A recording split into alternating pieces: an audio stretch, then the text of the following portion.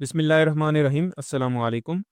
Federal board class 9 mathematics की book national book foundation का chapter number 8 geometry of straight lines and exercise 8.4 हमारे पास continue है, जिसमें हम क्वेश्चन नंबर 1 से लेकर 9 तक कंप्लीट सॉल्व कर चुके हैं और आज हम क्वेश्चन नंबर 10 एंड 11 को कंप्लीट सॉल्व करेंगे।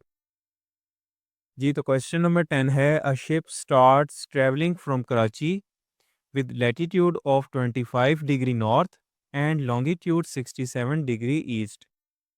कोई शिप है जी जो अपना सफ़र स्टार्ट कर रही है फ्रॉम कराची कराची से, और ये आगे हमें इस शिप की लोकेशन गिवन है पॉइंट्स में, क्योंकि जब आप एयरप्लेन्स में या शिप्स वगैरह में ट्रैवल करते हैं तो आप लोकेशन के लिए इन पैरामीटर्स का इस्तेमाल करते हैं।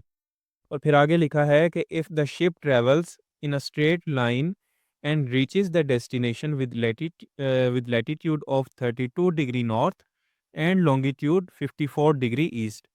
और फिर उसने जहाँ पर पहुँचना है उसकी भी हमें लोकेशन दे दी गई है।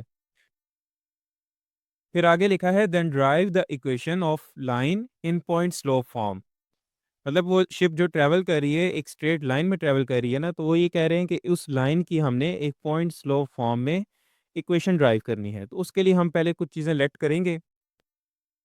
देखिए यहाँ पे जो लैटिट्यूड है और लॉन्गिट्यूड है इसको हम कह देंगे, लैटिट्यूड को हम लेट कर लेते हैं एक्स और इसी तरह लॉन्गिट्यूड को लेट कर लेते हैं वाई। और फिर देखें हमें लैटिट्यूड और लॉन्गिट्यूड दो बार दिए गए हैं, एक बार उसका स्टार्टिंग पॉइंट और एक बार उसका डेस्टिनेशन पॉइंट। तो यहाँ पे हम लैटिट्यूड को हमने क्या बोला है एक्स, तो ये हमारा एक पॉइंट बनेगा x1, और लॉन्गिट्यूड को हमने y बोला है तो ये हो जाएगा y1। इसी तरह यहाँ पे जो डेस्टिनेशन पॉइंट है लैटिट्यूड का यहाँ पे हम कह देंगे x2 और लॉन्गिट्यूड को हम कह देंगे y2। तो इसको हम ऐसे लिख लेंगे यहाँ पे x1 y1। तो ये हमारा पॉइंट बनेगा 25 एंड 67। इसी तरह हमारा जो दूसरा पॉइंट बनेगा x2 y2, और ये है हमारे पास 32 एंड 54। अब हमने इक्वेशन बनानी है पॉइंट स्लोप फॉर्म में, तो उसके लिए हमें दो पॉइंट्स दे दिए गए हैं। तो उस पॉइंट स्लोप फॉर्म हमारे पास क्या होती है, इधर लिख लेते हैं हम, पॉइंट स्लोप फॉर्म। तो उसका फार्मूला होता है y minus y one is equal to m into x minus x one.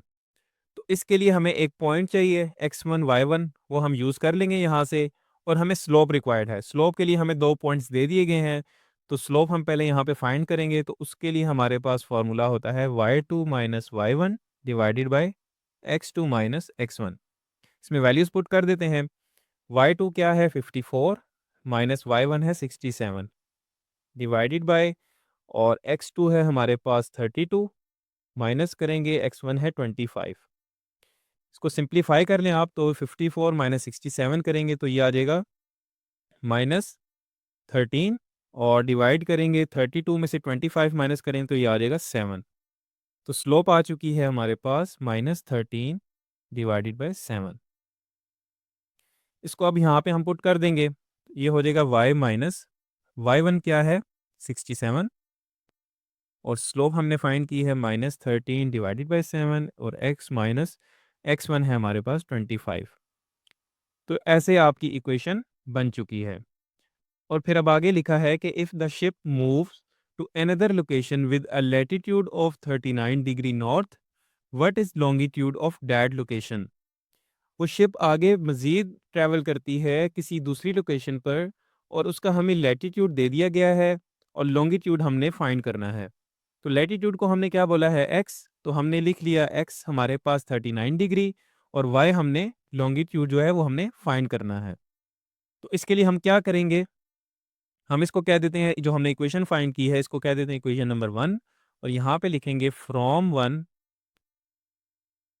y minus 67 is equal to -13 divided by 7, और x माइनस 25। इसमें हम क्या करेंगे कि x की वैल्यू पुट कर देंगे तो हमारे पास लॉन्गिट्यूड आ जाएगा। तो y हमने फाइंड करना है -67 is equal to -13 divided by 7, ऐसे ही आ जाएगा। और x की जगह पे अब हम पुट करेंगे 39, -25 इसको आप सिंप्लीफाई कर लें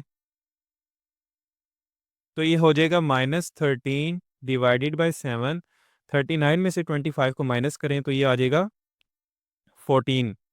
और यहाँ से ये हो जाएगा 7 1 द 7 एंड 7 2 द 14। और 13 को 2 से मल्टीप्लाई करेंगे तो ये हो जाएगा माइनस, क्योंकि माइनस भी है तो -26। तो y -67 यहीं पे ऐसे लिख लेंगे। और अब नेक्स्ट पेज पे देख लेते हैं जी। तो अब इसको हम ऐसे लिख लेंगे y -67 इज इक्वल टू, और यहाँ पे आ जाएगा -26। इधर से -67 को हम राइट साइड पे शिफ्ट करेंगे तो ये +67 हो जाएगा। और जब इसको आप सॉल्व करेंगे तो ये आपके पास 41 डिग्री हमारे पास लॉन्गिट्यूड किस में गिवन है, ईस्ट में, तो इसका साथ हम ईस्ट लिख लेंगे।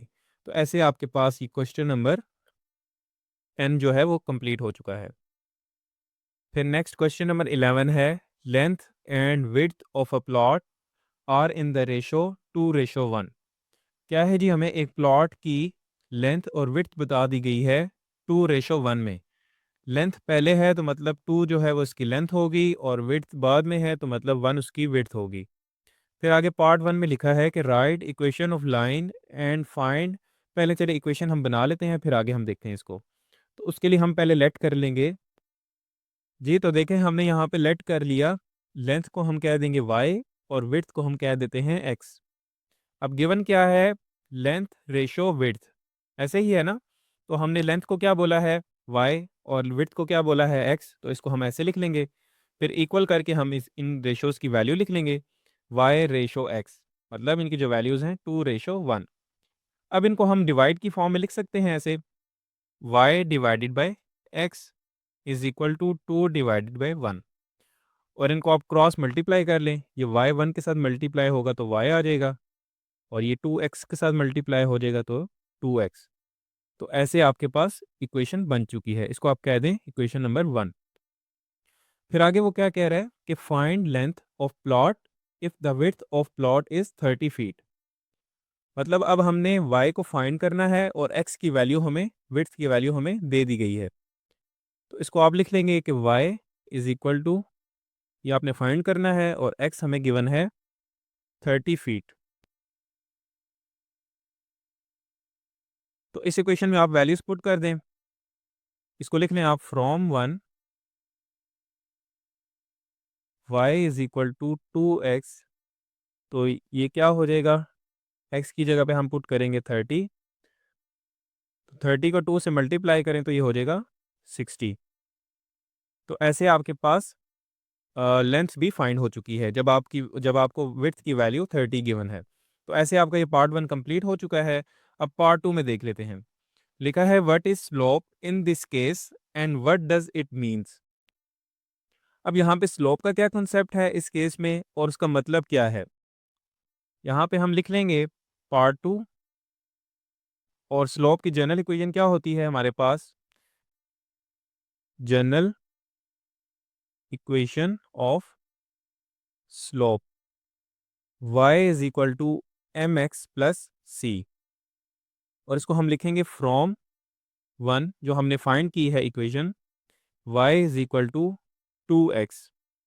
तो देखें यही लिखा है कि y is equal to mx plus, और आगे हमारे पास कुछ नहीं है तो c 0 कंसीडर कर लेंगे। तो जब आप इसको कंपेयर करेंगे तो स्लोप के साथ हमारे पास क्या आ रहा है, स्लोप को जब हम कंपेयर करेंगे तो m is equal to 2। Slope हमारे पास क्या है, तो अब ये स्लोप हम यहाँ पे क्या रिप्रेजेंट कर रही है वो ये कह रहे हैं। तो देखें यहाँ पे ये हमने y किसको बोला है, प्लॉट की लेंथ को, और x हमने किसको बोला है, प्लॉट की विड्थ को। तो ये क्या रिलेशन शो कर रहा है, y is equal to 2x, मतलब लेंथ जो है वो 2 टाइम्स ऑफ विड्थ है प्लॉट की। पहले आप यहाँ पे लिख लें। तो देखें यहाँ पे हम ऐसे मेंशन कर देंगे कि slope is 2 which shows relation between length and width. यहाँ पे जो स्लोप है जो 2 है वो रिलेशन है बिटवीन लेंथ एंड विड्थ के। एंड इन दिस केस, और इस केस में इट मीन्स, इसका मतलब है length is 2 times of width of plot. जो लेंथ है इसकी वो 2 टाइम्स अगर विड्थ का करेंगे तो हमारे पास लेंथ फाइंड होगी। तो ऐसे आपका ये क्वेश्चन नंबर 10 भी क्वेश्चन नंबर 11 भी कंप्लीट हो जाता है। जी, तो आज के लेक्चर के साथ ही आपकी एक्सरसाइज 8.4 और चैप्टर 8 मुकम्मल हो चुका है। अगर आपको मेरा पढ़ाने का अंदाज़ समझ आया, वीडियोस आपके लिए मुफीद साबित हो रही हैं, तो अपनी राय का इजहार ज़रूर करें। आपके लाइक्स, कमेंट्स और सजेशंस मेरे लिए बहुत अहम हैं। तो मिलते हैं इंशाल्लाह नेक्स्ट वीडियो में, जिसके लिए चैनल को सब्सक्राइब करना मत भूलिएगा। And take care of yourself. अल्लाह हाफिज़।